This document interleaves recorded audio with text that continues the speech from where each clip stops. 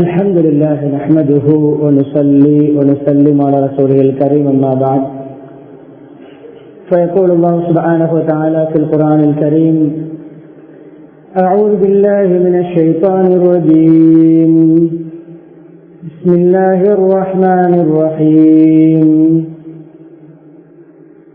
إن الله لا يغير ما بقوم حتى يغيروا ما بأنفسهم صدق الله العظيم. وقال نبينا محمد صلى الله عليه وسلم صيامي يوم عاشوراء أحتسب على الله أو أحتسب عند الله أن يكفر السنة التي قبله أو كما قال صلى الله عليه وسلم. புகழ் அனைத்தும் அல்லாஹ் சுப்ஹானஹு வ தஆலா ஒருவனுக்கே உரித்தாகும். ஸலாத்தும் சலாமும் இறுதி நபி முஹம்மது ஸல்லல்லாஹு அலைஹி வஸல்லம் அவர்கள் மீதும் அன்னாரின் வாழ்க்கை வழிமுறைகளை அணுவணுவாக எடுத்து நடந்து உலகத்திலே அல்லாஹுடைய ரிபாவை திருப்தியை சந்தோஷத்தை அடைந்து கொண்ட சஹாபாக்கள் தாபிஊன்கள் தபௌ தாபிஈன்கள் முஸ்லிம்கள் மூமின்கள் அனைவர்கள் மீதும் உண்டாவதாக. புனித ஜுமாவுடைய கடமை நிறைவேற்றுவதற்காக அல்லாஹ்வின் வீட்டில் ஒன்று கூடியிருக்கும் அல்லாஹ்வின் நல்லடியார்களே, அருமை இஸ்லாமிய சகோதரர்களே, அல்லாஹ் சுப்ஹானஹு வ தஆலா எவைகள் நமது வாழ்க்கையில் எடுத்து நடக்குமாறு ஏவிருக்கிறானோ அப்படியான அல்லாஹ்வுடைய கட்டளைகளை மதித்து ஏற்று நடக்குமாறும், எவைகளை செய்ய வேண்டாம் என்று தடுத்திருக்கிறானோ ஹராமாக்கியிருக்கிறானோ அப்படியான அல்லாஹ்வுடைய தடைகளை ஹராம்களை அல்லாஹ் வெறுக்கின்ற விடயங்களை முற்றுமுழுதாக தவிர்ந்து தக்வாவுடன் வாழுமாறு அடியேனையும் உங்களையும் நான் தக்வாவின் மூலம் வசதி செய்து கொள்கிறேன். இத்தகுல்லாஹ ஹைசுமா குன்தும். ஹிஜ்ரி 1445 ஆண்டின் முதலாவது ஜுமாவுடைய கடமை நிறைவேற்றுவதற்காக நாம் ஒன்று கூடியிருக்கிறோம். அன்பானவர்களே, நமது புது வருடம் முஹர்ரம் மிக முக்கியமான பல விடயங்களை உள்ளடக்கிய பல நிகழ்வுகள் நடைபெற்ற ஒரு மாதமாக இருக்கிறது. இந்த மாதத்துடைய சில முக்கிய நிகழ்வுகளையும் அதனுடைய படிப்பினைகளையும் நான் ஆரம்பத்திலே சொல்லி என்னுடைய பிரதானமான விடயத்தை தொடர ஆசைப்படுகிறேன். எனக்கு உங்களுடைய உற்சாகம் தேவை, விழிப்புணர்ச்சி தேவை. இயன்றளவு குத்துபாக்களிலே ஹத்தீபுடைய முகத்தை தான் பார்த்து கொண்டிருக்க வேண்டும். வேறு எங்காவது பார்த்தால் நம்மை அறியாமல் தூக்கம் வரும், சிந்தனை மாறும். எனவே ஹத்தீபுடைய முகம்தான் கிபிலாவை முன்னோக்கி இருக்கக்கூடிய உங்களுடைய கண் பார்வைக்கான இலக்கு. அப்படி கேட்கின்ற பொழுது நமக்கு உள்ளங்களிலே மாற்றங்கள் ஏற்படும். அன்பானவர்களே, முஹர்ரம் மாதம் பிரதானமாக முதலாவது மாதமாக புது வருடமாக அறிமுகப்படுத்தப்பட்டது உமர் ரலியல்லாஹு அன்ஹுடைய ஆட்சி காலத்தில். உமர் ரலியல்லாஹு அன்ஹு அவர்கள் சஹாபாக்களிடம் மஷூரா செய்கிறார்கள், எந்த மாதத்தை கொண்டு நம்முடைய வருடத்தை ஆரம்பிப்பது. பல மஷூராக்களை சஹாபாக்கள் செய்த பொழுது சொன்ன பொழுது உமர் ரலியல்லாஹு அன்ஹு அவர்களுக்கு ஒரு மஷூரா சொல்லப்பட்டது, ஹிஜ்ரத்தை மையமாக வைத்து நாம் ஆரம்பிப்போம். ஹிஜ்ரி என்ற அந்த சொல் ஹிஜ்ரத் என்ற சொல்லிலிருந்து சொல்லப்படுகின்ற வார்த்தை. ஹிஜ்ரத் என்பது மக்காவுடைய 13 வருடங்களுடைய நபித்துவத்துக்கு பின்னால் மதீனாவை நோக்கி நபியவர்கள் மக்காவை துறந்து மதீனாவுக்கு சென்ற அந்த ஆரம்பம். அதனுடைய ஆரம்ப திட்டங்கள், அல்லாஹ்வுடைய கட்டளைகள் ஆரம்பித்தது இந்த மாதம். அன்பானவர்களே, ஹிஜ்ரத் என்பது அல்லாஹ்வுடைய கட்டளைப்படி நபியவர்கள் மதீனாவுக்கு சென்ற ஒரு நிகழ்வு. அதில் பல விடயங்கள், அதை விரிவாக நாம் பேச நேரம் இடம் கொடுக்காது. முதலாவது விடயம், கண்ணியமான ஹிஜ்ரத்திலே நாம் படிக்க வேண்டிய பாடம், அல்லாஹ் நாடாமல் யாராலும் எமக்கு எந்த ஆபத்தும் ஏற்படாது. அல்லாஹ் பாதுகாக்க நினைத்தால் எங்கு வைத்து எப்படியும் பாதுகாப்பான். நபியவர்களுடைய தலைக்கு பரிசு தருவதாக பிரகடனம் செய்யப்பட்டது. முஹம்மதுடைய நவுதுபில்லா தலையோடு யார் வருவாரோ அவருக்கு இவ்வளவு பரிசு, ஒட்டகங்கள் நிறைய பரிசு பொருட்கள் கிடைக்கும். பலர் முயற்சித்தார்கள். அதிலே நபியவர்கள் வீட்டுக்குள் இருக்கும் பொழுது நபியவருடைய வீட்டை அப்படியே முற்றுகையிட்டார்கள். வெளியே சுற்றி வர இஸ்லாத்துடைய விரோதிகள் முஷ்ரிக்கீங்கள் இருக்கும் பொழுது கண்ணியமானவர்களே, அல்லாஹ்வுடைய நம்பிக்கைப்படி இவர்களால் எனக்கு ஒன்றும் செய்ய முடியாது என்ற நம்பிக்கையிலே நபி அவர்கள் யாசீன் சூராவுடைய சில வசனங்களை ஓதி அப்படியே கொஞ்சம் மண்ணை எடுத்து தூவி விட்டு வெளியே வருகிறார்கள். அதில் குறிப்பாக ஒரு ஆயத் ஜஅல்னா மின் பைனி ஐதீஹிம் சத்தன் வ மின் கல்ஃபிஹிம் சத்தா ஃபஅக்ஷைனாஹும் ஃபஹும் லா யுப்சிரூன். இவர்களுக்கு ஜஅல்னா மின் பைனி ஐதீஹிம் முன்னால், அவர்களுக்கு பின்னால் திரையை ஏற்படுத்தினோம். கண்ணை அப்படியே நாங்கள் பார்வையை அப்படியே திரையிட்டு விட்டோம். ஃபஅக்ஷைனாஹும், கண் திறந்திருக்கிறது, விழித்திருக்கிறார்கள். ஆனால் பார்வை பார்க்கின்ற சக்தி அல்லாஹ் எடுத்து விட்டான். நபி அவர்கள் வீட்டிலிருந்து வெளியாகியதை அவர்களுடைய கண்ணுக்கு விளங்கவில்லை. அப்படியே எந்த விதமான ஆபத்தும் இல்லாமல் நபியவர்கள் வீட்டிலிருந்து வெளியாகிறார்கள். அல்லாஹ்வுடைய குதிரத் சக்தி வல்லமை வெளியாகிறது. அப்படியே கண்ணியமான மதீனா சென்றடைகிறார்கள். இடையிலே சிலர் அருகிலே வந்தார்கள். வந்த பொழுதும் நபியவர்களை அவர்களால் எந்த ஆபத்தும் விளைவிக்க முடியவில்லை. அதில் ஒருவர் சுராக்கத் இப்னு மாலிக் பக்கத்திலே வந்தார். நபியவர்களை தாக்க முனைந்தார். நபியவர்கள் கண்ணியமான அல்லாஹ்வை நம்பினார்கள், துஆ கேட்டார்கள். பூமி அவரை விழுங்கியது, அவரையும் அவருடைய வாகனத்தையும் பூமி விழுங்கியது. அப்படி அவர் மன்னிப்பு கேட்டார். நான் உங்களுக்கு ஒன்றும் செய்ய மாட்டேன், எந்த ஆபத்தும் விளைவிக்க மாட்டேன் என்று சொன்ன பிறகு நபியவர்கள் மன்னித்தார்கள். அவர் அங்கிருந்து விடுதலை பெற்று சென்றார். கண்ணியமான பின்னர் அவர் சஹாபியாகவும் மாறினார். அப்படியே கண்ணியமானவர்களை போகின்ற வழியில் தான் அந்த சவுர் குகையிலே தங்கியிருக்கிறார்கள். சவுர் குகையிலே தங்கியிருக்கும் பொழுது ஒரு முஷ்ரிக் பக்கத்திலே வந்து விட்டான். குகையில் இருக்கின்றவர்களுக்கு அவனுடைய கால், அவனுடைய நடமாற்றம் எல்லாம் விளங்குகிறது. கீழே குனிந்து பார்த்தான் என்றால் கண்டுவிடுவான். நபியவர்களும் அபூபக்கர் ரலியல்லாஹு இருக்கின்ற பொழுது கண்ணியமானவர்களே, ஒரு கீழே குனிந்தால் காண்கின்ற அளவு அந்த இடைவெளிக்குள் இருக்கும் பொழுது அபூபக்கர் கொஞ்சம் பயந்தார்கள். யார சொல்லுதா, கீழே குனிந்தான் என்றால் ஏதாவது தேவைக்கு அவன் கீழே அமர்ந்தால் நம்மை கண்டுவிடுவான். அப்பொழுது நபியவர்கள் ஸல்லல்லாஹு அலைஹி வஸல்லம் லா தஹ்சன், கவலைப்பட வேண்டாம், சஞ்சலப்பட வேண்டாம், துக்கப்பட வேண்டாம், டென்ஷன் ஆக வேண்டாம். கண்ணியமான ஒரு சோதனை நெருக்கடி வரும் பொழுது பிறருக்கு ஆறுதல் சொல்வது, அஞ்சி பயந்து நடுங்கி நிலை குழம்பி இருக்கின்றவரை இன்னும் குழப்புவதல்ல.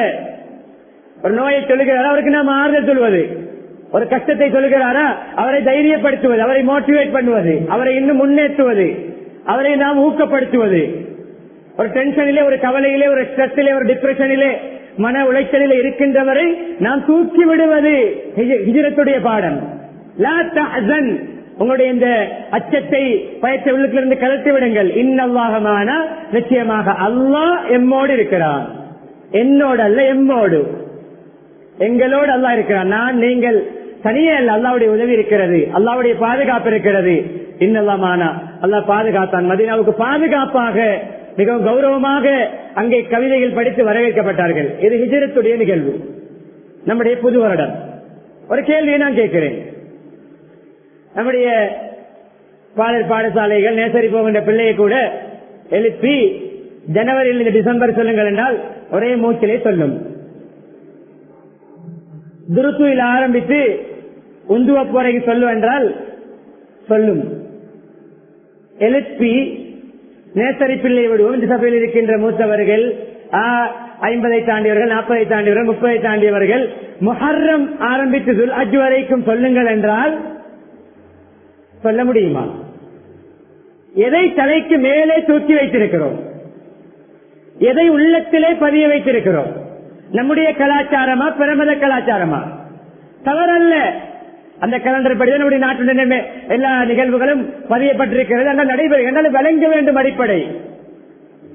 பேர்த்டே கொண்டாடுங்கள், கொண்டாட வேண்டும் அப்படி சொல்லவில்லை.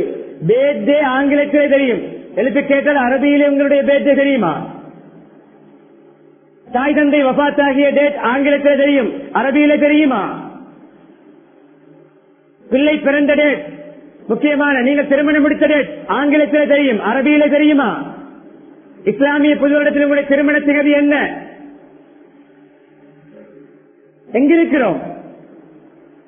கண்ணியமானவர்களே, அடிப்படை இதுதான் எப்பொழுதும் மாறாத திகதி. மாறாத திகதி. மற்ற எல்லாமே மாறி மாறித்தான் வரும், ஒரே திகதியில் வராது, அது மாறாது.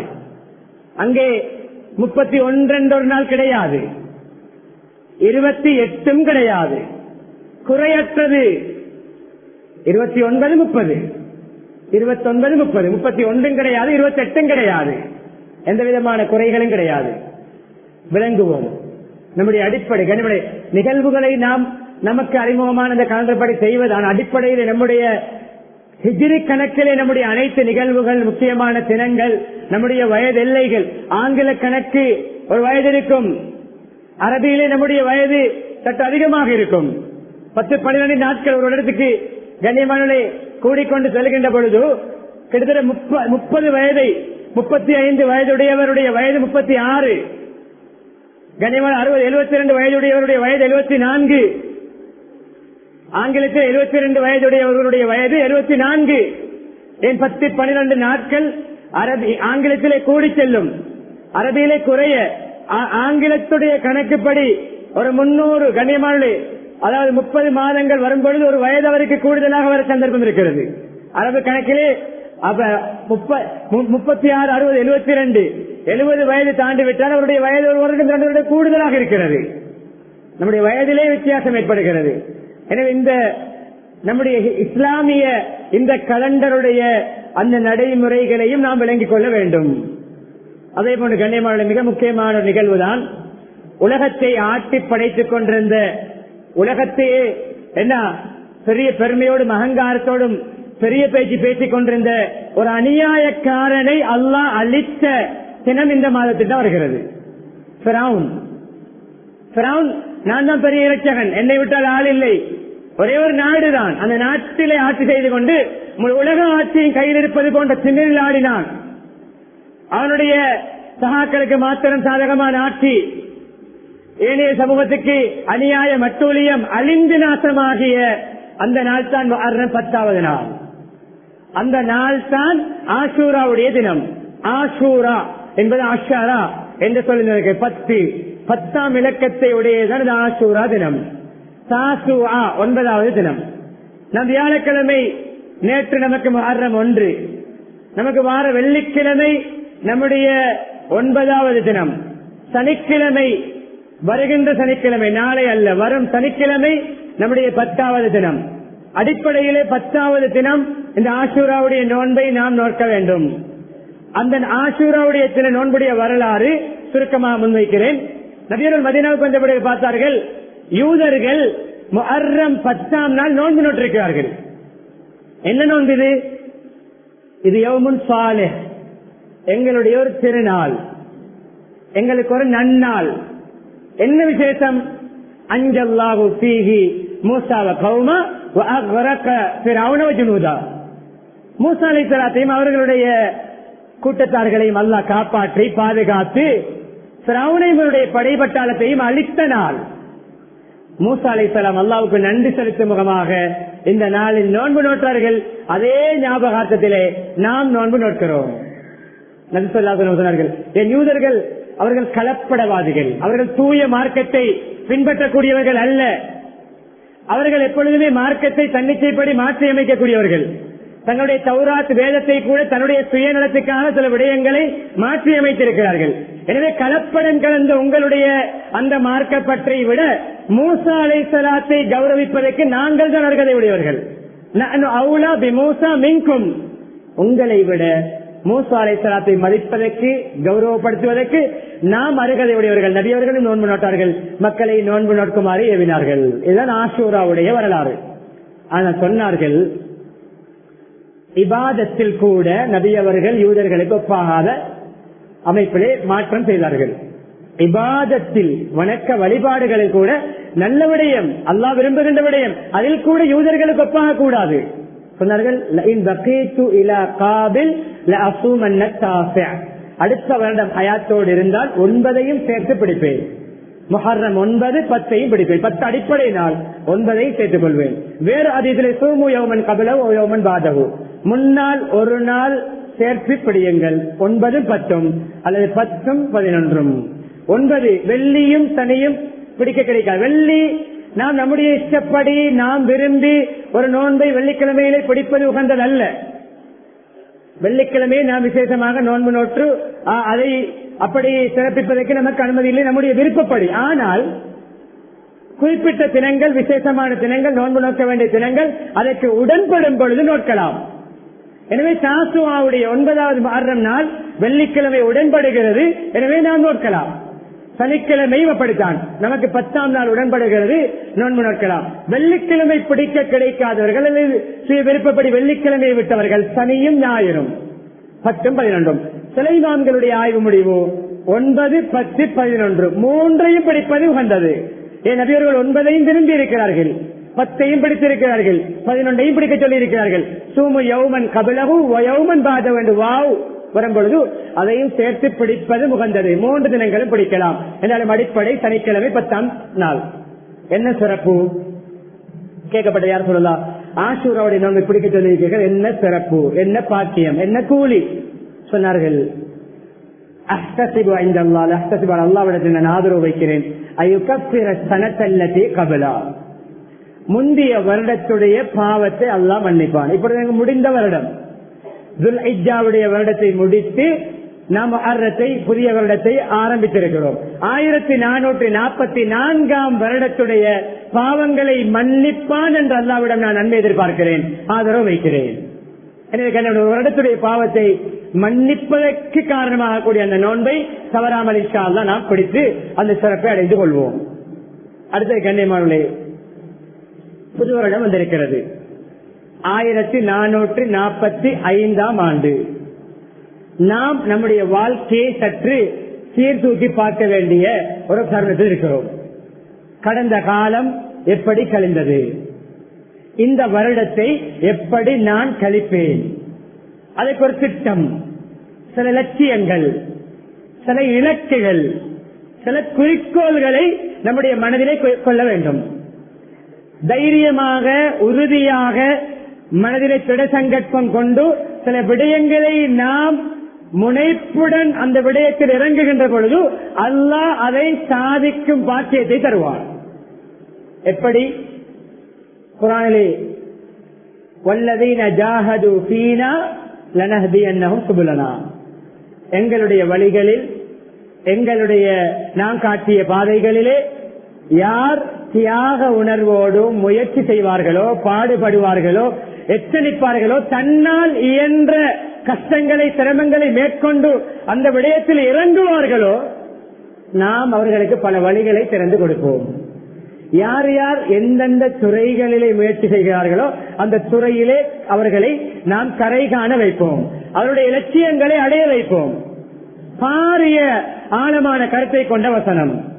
அதே போன்று கண்ணியமானவர்களே, நம்மை மாற்ற நாம் முயற்சிக்கின்ற பொழுது அல்லாஹ் மாற்றுவார். யாரையும் வற்புறுத்தி அல்லாஹ் நேர்வழிக்கு இழுப்பது கிடையாது.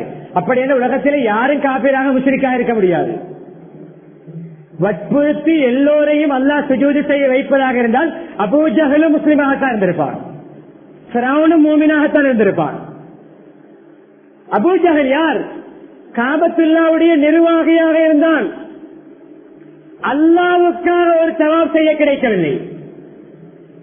அல்லாஹ் விரும்புகின்றபடி ஒரு சுஜூது செய்ய கிடைக்கவில்லை. காபத்துல்லாவுடைய நிர்வாகி. எத்தனை பேர் இருந்தார்கள்? கண்ணியமானே, எப்பொழுதும் துனியாவுடைய விடயங்கள் அழைக்கப்பட்டிருக்கிறது, தீனுடைய விடயங்கள் அழைக்கப்பட்டதல்ல. நம்முடைய முயற்சியை பொறுத்தது. இவர் இத்தனை சுஜூது செய்வார், அழைக்கப்பட்டில்லை. இவர் இத்தனை திக்ர் செய்வார், அழைக்கப்பட்டதில்லை. இவர் இவ்வளவு கண்ணியமானே தான தர்மங்கள் கொடுப்பார், அழைக்கப்பட்டதல்ல. ஒவ்வொருவரும் அவருடைய ஈமானை பொறுத்து அடைய வேண்டும். எனவே நான் இப்பொழுது மிக முக்கியமாக உங்களோடு பகிர்ந்து கொள்ள இருக்கின்ற விடயம், எல்லோரும் இதே கவனத்தை, விழிப்புணர்ச்சியை பேணிக் கொள்ளுங்கள். அன்பானவர்களே, என்று பாருங்கள், நம்முடைய ஒவ்வொருவருடைய வயதையும் மனதிலே கொள்ளுங்கள். அன்றாடம் நாம் பாவிக்கின்ற சாதனங்கள், பொருட்கள். அதிகமானவருடைய கையில் இருக்கின்ற போன் எடுத்துக்கொள்வோம். Latest phone.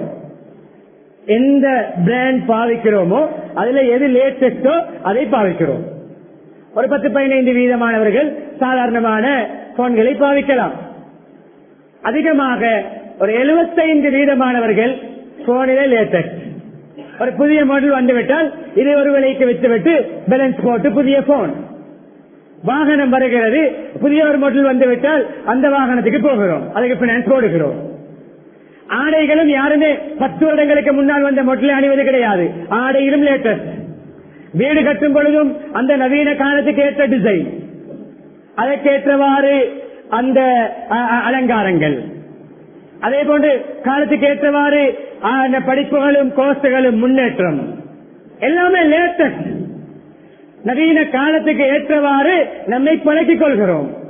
நாம் அதற்காக வேண்டி செலவழிக்கிறோம், அதற்காக வேண்டி கண்ணியமானவர்களை தியாகங்கள் செய்கிறோம். இப்பொழுது நான் கேட்கிறேன், சின்ன சின்ன கேள்விகள் தான், ஆனால் அடிப்படையான நம்முடைய சொர்க்கமா நரகமா என்று முடிவெடுக்கக்கூடிய கேள்விகள். எனக்கு இந்த 60 வயது 70 வயது, 60 வருடத்துக்கு முன்னால் செய்த அதே வுதுவை தான் செய்கிறேன். அது சரியா பிழையா தெரியாது. 60 வருடமாக வுது பழசு. என்ன குறைபாட்டோடு செய்கிறோமோ அது அப்படித்தான். சொல்லுகிறோம், சூரா ஃபாத்திஹா ஓதுகிறோம். 50 வருடத்துக்கு முன்னால் என்ன உச்சரிப்போடு ஓதினேனோ அதே உச்சரிப்பு. கண்ணியமானவர்களே, புதுசு முன்னேற்றம் வாழ்க்கையிலே நம்மை இன்னும் இன்னும் வளர்ப்பது தீனுடைய விடயங்கள் இருக்க வேண்டும். நேற்றைய விட இன்று என்னுடைய குர்ஆனுடைய திலாவத் உச்சரிப்பு சீராக வேண்டும்.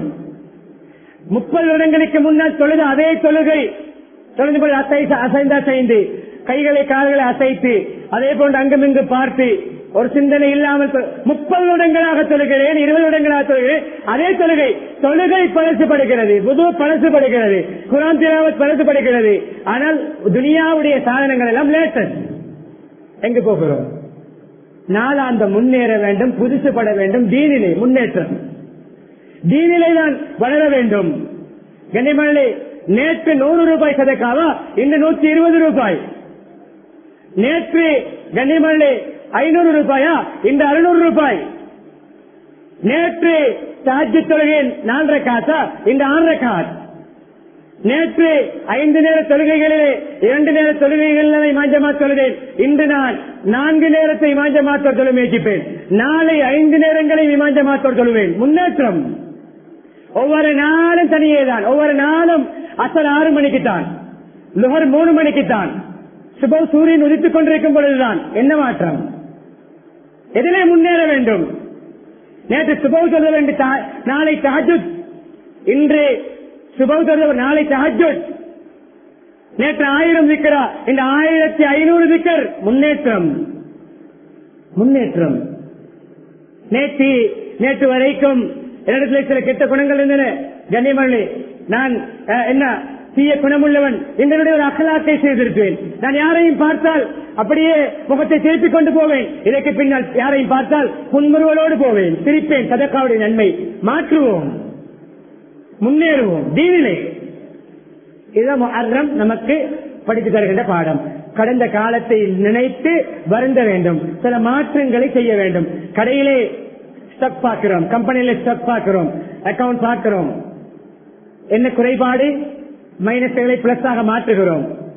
வீக் பாயிண்ட்களை கண்டு அதை நாங்கள் என்ன அதை ரீஃபார்ம் பண்ணுகிறோம். அதை மீள் பரிசீலனை செய்து அதை நாங்கள் வளர்க்கிறோம். என்ன நஷ்டம்? ஏன் காரணம்? இன்னும் மார்க்கெட்டிங் பண்ணுகிறோம், இன்னும் இம்போர்ட் பண்ணுகிறோம். எது ஃபாஸ்ட் மூவிங் பார்த்து அதை நாங்கள் மார்க்கெட் பண்ணுகிறோம். எல்லாமே தவறு அல்ல, பிழை அல்ல. ஆனால் தீனிலே, மார்க்கத்திலே, இஸ்லாத்திலே பின்னேறிக் கொண்டு இவைகளை செய்வது தவறு.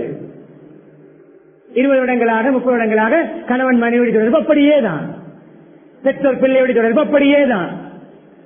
எப்படி 20 வருடங்களுக்கு முன்னால் மனைவி நடந்து கொண்டேனோ இப்பொழுதும் அப்படித்தான். திருமணம் முடித்த ஒரு குழந்தையும் கிடைக்காத காலத்திலே எப்படி கணவன் மனைவியுடைய உறவு இருந்ததோ பேர பிள்ளை கண்ட பிறகும் அப்படித்தான். என்றால் இல்லை, முன்னேற்றம் இல்லை, மாற வேண்டும். நான் ஆர்ப்பாட்டத்திலே எனக்கு கணவன் மனைவிக்கும் இடையிலே சில பிரச்சனைகள் வரும், வாய் தர்க்கங்கள் வரும், மோதல்கள் வரும். இப்பொழுது குறைந்திருக்கிறது, இப்ப இல்லாமல் ஆகிவிட்டது. சந்தோஷம். இன்னும் இன்னும் கெட்டுப்போவதல்ல, இன்னும் இன்னும் அப்படியே பாலடைவதல்ல, முன்னேற்றம். வியாபாரத்திலே பொய் கலந்து பொய் சொல்வேன், கலப்படை வியாபாரம் செய்தேன், ஏமாற்று வியாபாரம் செய்தேன், நேர்மை இல்லை, எத்தனை பேருக்கு கணக்கு வழக்கு மோசடி செல்லுமுள்ளு செய்கிறேன். இந்த வருடத்திலிருந்து அதை விடுவேன், கொடுக்க வேண்டியதை கொடுப்பேன், பிறருடைய ஆக்கை அனுபவிக்க மாட்டேன், முன்னேற்றம். ஹராமான வியாபாரத்திலே அலந்த ரிஸ்கை தேட மாட்டேன், முன்னேற்றம். வட்டியோடு புழங்கினேன், இன்றிலிருந்து இந்த வருடம் வட்டி கை வைக்க மாட்டேன், கடந்த கால வட்டிக்கு தௌபா செய்வேன், முன்னேற்றம். முன்னேற்றம். ஏதோ 4 பணம் கிடைத்தால் போதும் என்று கண்டதெல்லாம் செய்தேன், கண்ட வியாபாரம் எல்லாம் செய்தேன், கண்ட முறைப்படி செய்தேன். இதற்கு பின்னால் அல்லாஹ் விரும்புகின்ற முறைப்படி தான் செய்வேன், முன்னேற்றம். இதைத்தான் அல்லாஹ் குர்ஆனில் சொல்ற ஒரு ஆயத்து, இன்னவலா யுகையிரு மா பிகௌமின் ஹத்தா யுகையிரு மா பிஅன்ஃபுஸிஹிம். இந்த ஆயத்தை நன்றாக கவனியுங்கள். நிச்சயமாக அல்லாஹ் ஒரு கூட்டத்தாரிடம் இருக்கின்ற பழக்க வழக்கங்கள், குறைபாடுகள், பலகீனங்கள், தவறுகள், பாவங்கள், பின்னேற்றங்கள் எல்லாவற்றையும் அவர்கள் மாற்றாமல் அல்லாஹ் மாற்ற மாட்டான். அவர்கள் மாற்றாமல் அல்லாஹ் மாற்ற மாட்டான்.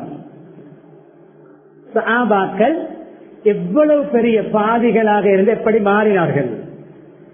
மாற்ற மனதில் வைத்தார். நான் திருந்த வேண்டும், நான் தௌபா செய்ய வேண்டும், நான் இந்த நிலைமையிலிருந்து வெளிவர வேண்டும், மனதிலே தைரியம் கொண்டார்கள், உறுதி கொண்டார்கள். அல்லாஹ் மாற்றினான். சிறந்த உதாரணம் தான் உமர் ரலியல்லாஹு அன்ஹு. எப்படிப்பட்டவர்கள் என்றால், முஹம்மதுடைய தலையோடு வருவேன் என்று போனார்கள். வரும்பொழுது முஹம்மதுடைய தலை, நவுது பில்லாஹி மின், சபதமிட்டு விட்டு முஹம்மதுடைய தலையோடு தான் வருவேன்.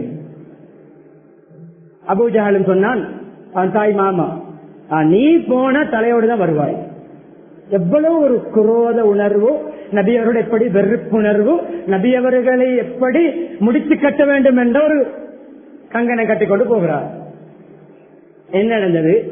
இடையில சகோதரருடைய வீட்டுக்கு போகிறார்கள். அங்கு சூரா தாஹாவுடைய சில குர்ஆன் வசனங்களை, அதிலே ஒரு வசனம், இன்னனி அனல்லாஹ், நான் தான் அல்லாஹ், லா இலாஹ இல்லா அன ஃபஅபுதுனி, நான் தான் வணக்கத்துக்குரியவன், என்னை தவிர வேறு யாரும் இல்லை, என்னைத்தான் நீங்கள் வணங்க வேண்டும். இந்த ஒரு வசனம் அவருடைய மனதை தொடுகிறது. இங்கு ஆரம்பத்தில் தங்கச்சியை மச்சானை எல்லாம் தாக்கினார், இரத்தம் எல்லாம் வெளியாகின்ற அளவு காயப்படுத்தினார். ஏன்? முஸ்லீம் என்ற ஒரு காரணத்தினால். அவ்வளவு வெறுப்பு. போகின்ற வழியிலே இடையே நடக்கின்ற சம்பவம். அந்த ஆயத்தை பார்த்தவுடன் நானும் என்னை மாற்ற வேண்டும் என்ற ஒரு திருப்பு முனை, அவருடைய வாழ்க்கையில் ஏற்பட்ட ஒரு டேர்னிங் தான் அது, திருப்பு முனை. நானும் இந்த அல்லாவை வணங்கக்கூடியவனாக மாறினால் நல்லமே என்ற உணர்வு. உடனே அந்த ஆயத்தில் எழுதப்பட்ட அந்த ஏட்டை பிடிக்க பார்க்கின்ற பொழுது சகோதரி சொல்ற, நீங்கள் அசுத்தமாக இருக்கிறீர்கள், பிடிக்க முடியாது, சுத்தமாக வேண்டும். போகிறார். எங்கே குளிக்கின்ற எடுத்து காட்டுங்கள். குளிக்கிறார்கள். நபி முஹம்மது ஸல்லல்லாஹு அலைஹி வஸல்லம் செல்கிறார்கள். அங்கே தாருல் அர்கம் என்று சொல்லக்கூடிய அந்த அர்க்கமனுடைய வீட்டில் இருக்கிறார்கள். சஹாபாக்கள், எங்கு வந்தாய் உமரே? தெரியும், நபியோடைய தலையோடு வருவேன் சபதமிட்டு வந்திருக்கிறான். என்ன விடயம், என்ன நோக்கத்தில் வந்திருக்கிறாய்? உமர் வந்திருக்கிறார். அப்படியா? நபியோடைய வெளியே வந்து இடுப்பு பகுதியை பிடித்து ஒரு கைது, அல்லது ஷோல்டர் பகுதியை பிடித்து ஒரு குலுக்கி, உமர் என்ன நோக்கத்தில் வந்திருக்கிறாய்? என்ன நோக்கம்? நபியருடைய தைரியம். அடுத்தது உமர் ரலியல்லாஹு அன்ஹு அவர்கள், நான் திருந்த வேண்டும் என்று வந்திருக்கிறார்கள், நான் மாற வேண்டும். இல்லை, கையை நீட்டுங்கள், களிமா சொல்லி இஸ்லாத்தை தழுவ வந்திருக்கிறேன். எப்படி போனவர்? வரும்பொழுது இந்த கையிலே முஹம்மதுடைய தலையோடு வருவேன், முஹம்மதுடைய தலையோடு வருவேன் ஸல்லல்லாஹு அலைஹி வஸல்லம் என்று போனவர் அதே கையை நபியவர்களுடைய கையிலே வைத்து உடன்படிக்கை செய்து களிமா சொல்லி ரலியல்லாஹு அன்ஹு மாத்திரமல்ல, எனக்கு பின்னால் நபி வருவதாக இருந்தால் உமரிடம் தகுதி இருக்கிறது, நபித்துவம் முற்றுப்பட்டு விட்டது.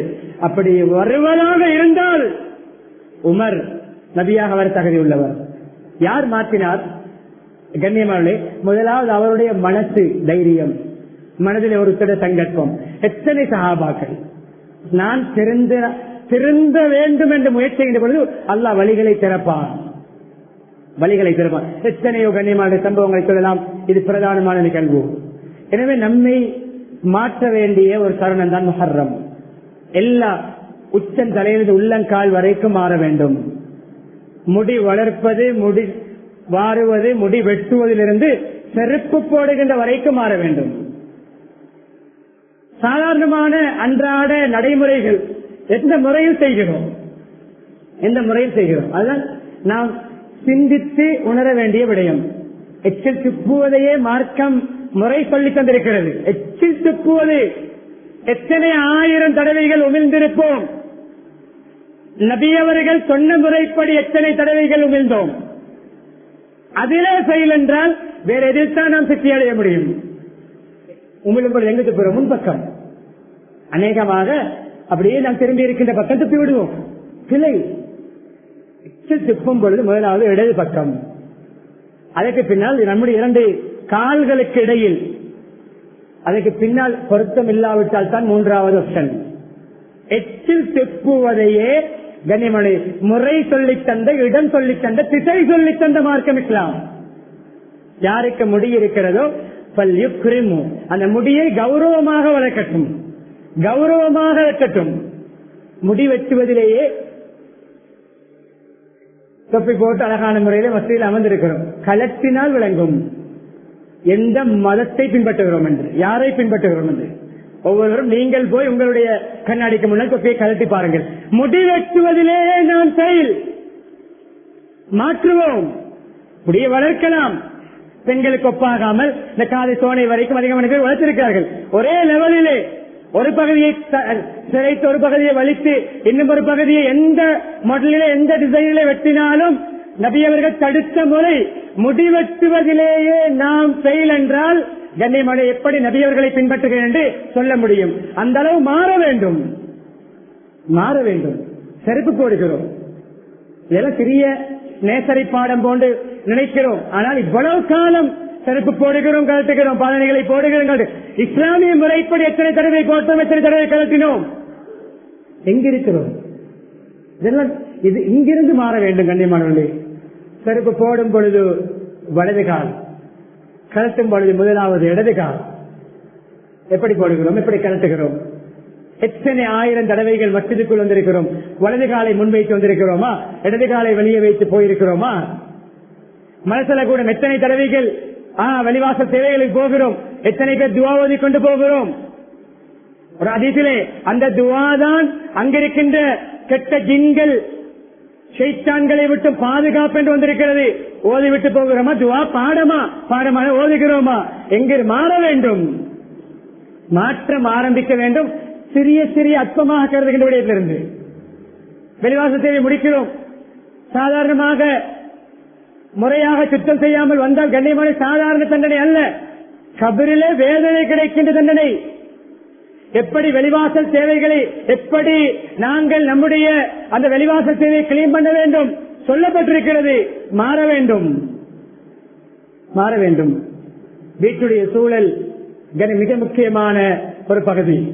மனைவி மக்கள் நம்மிடம் அல்லா தந்த அமானிதம். பிள்ளைகளுக்கு ஏதேதோ கொடுக்கிறோம், சொகுசுகளை கொடுக்கிறோம், கேட்கின்ற பொருட்களை வாங்கி கொடுக்கிறோம், அவர்களுடைய மனதை சந்தோஷப்படுத்த அன்பளிப்புகளை எல்லாம் கொடுக்கிறோம். மார்க்கப்பற்றை கொடுத்தோமா, இஸ்லாத்தை கொடுத்தோமா, பிள்ளைகளுடைய அமளிபாதத்தை கவனிக்கிறோமா? கிளாஸ் போகவில்லை என்று கேசுகின்ற, படிக்கவில்லை என்று ஏசுகின்ற பெற்றோர்கள் குர்ஆன் ஓதவில்லை என்று ஏசினோமா? தொழுதியா என்று கேட்டோமா? பிள்ளை கிளாஸ் போயிருக்கிறது, பால் சாப்பாடு சாப்பிட்டேன் என்று கேட்கின்ற தாய் தந்தை லுகர் தொழுதியா என்று கேட்டோமா? அசர் தொழுதியா என்று கேட்டோமா? எங்கு போகிறோம்?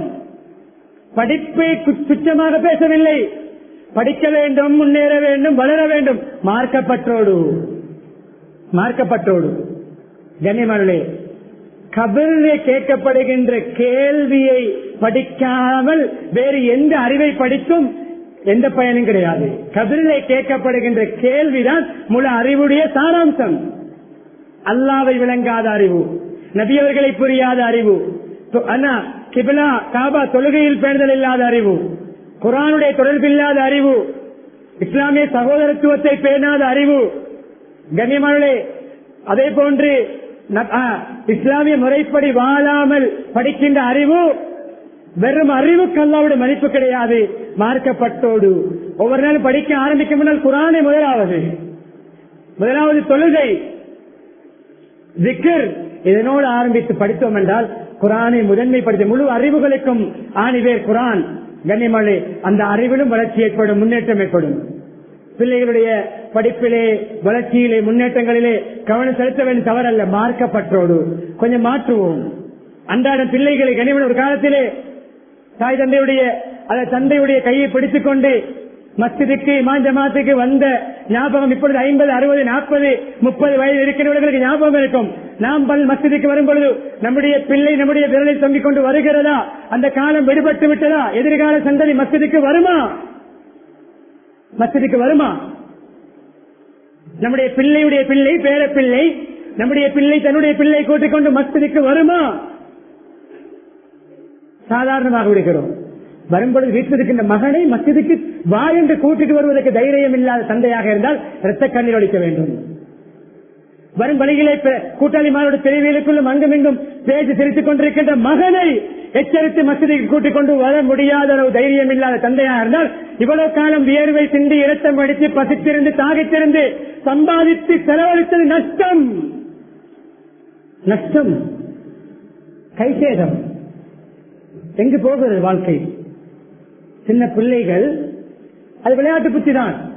அந்த விளையாடு தொழுதாலும் அந்த பிள்ளை தான் எதிர்கால சமூக தலைமை, அந்த பிள்ளை தான் எதிர்கால இமாம், அந்த பிள்ளை தான் எதிர்கால நிர்வாகம், அந்த பிள்ளை தான் எதிர்கால அமைச்சர், அந்த பிள்ளை தான் எதிர்கால தனவந்தர், அந்த பிள்ளை தான் எதிர்கால அகண்யமான ஊர் தலைவர், அந்த பிள்ளை தான் எதிர்கால ஆசிரியர், அந்த பிள்ளை தான் எதிர்கால தொழிலாளி முதலாளி. மஸ்ஜிதோடு பிள்ளைகளை மதரசாவோடு தொடர்படுத்துகின்ற விடயத்தில் கவனம் செலுத்துங்கள். மன்னிக்க வேண்டும் விடயத்தை சொல்லி இறுதியாக முடித்துக் கொள்கிறேன்.